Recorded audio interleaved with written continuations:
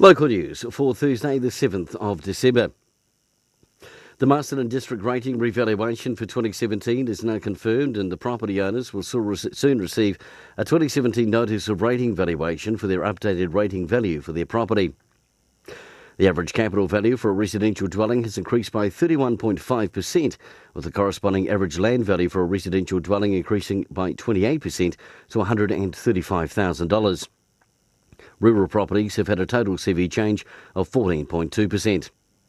And searching for the pest plant Velvet Leaf has been thirsty work for Rusty, the 7-year-old Border Collie Cross, who's been helping our biosecurity team this month.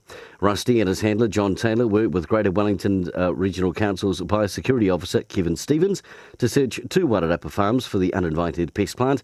A small number of seedlings were found in 2016.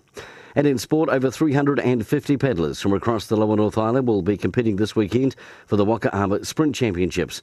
There's over 70 races on both days, competing at a top level and beginning at 9:15.